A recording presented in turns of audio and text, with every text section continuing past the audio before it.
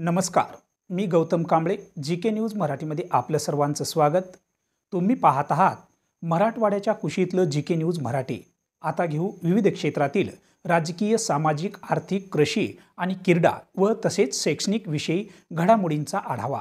चला तर वळूया पुढील बातमीकडे.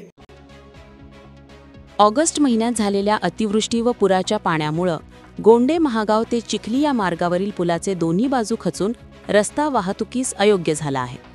त्यामुळे या रस्त्याची तातडीनं दुरुस्ती व डांबरीकरण करण्यासाठी निधी मंजूर करावा अशी मागणी गोंडे महागावच्या सरपंच चंद्रकलाबाई पोत्तन्ना धनेवार व माजी सरपंच धूपसिंग जगरूप राठोड यांनी आमदार भीमराव केराम यांच्याकडे लेखी निवेदनाद्वारे केली आहे. मागील महिन्यात शिवनी इस्लापूर परिसरात झालेल्या ढगफुटी सदृश्य पावसामुळे गोंडे महागाव नाल्याला आलेल्या पुरामुळे या मार्गावरील माती वाहून गेली. पुलाच्या दोन्ही साईडची माती खरडून गेल्यानं पूल खचला आहे. त्यामुळे सध्या या मार्गावरून नागरिकांना ये जा करणे अत्यंत कठीण झाले असून शिवनी बाजारपेठ, आप्पाराव पेठ, प्राथमिक आरोग्य केंद्र तसंच इतर ठिकाणी जाण्यास मोठ्या अडचणींचा सामना करावा लागत आहे.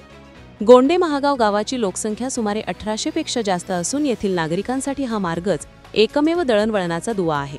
त्यामुळे रस्त्याचे डांबरीकरण व खचलेल्या पुलाची नव्यानं उभारणी करण्याचं काम तातडीनं हाती घ्यावे अशी मागणी येथील सरपंच महिला चंद्रकलाबाई पोत्तन्ना धनेवार व माजी सरपंच धूपसिंग जगरूप राठोड यांनी आमदार भीमराव केराम यांच्याकडे लेखी निवेदनाद्वारे केली आहे. Bureau report, GK. News, Kinwat, Nanded. तुम्ही पाहत आहात महाराष्ट्राच्या कुशीतलं जी.के. न्यूज मराठी. सात जनतेची, भूमी महाराष्ट्राची.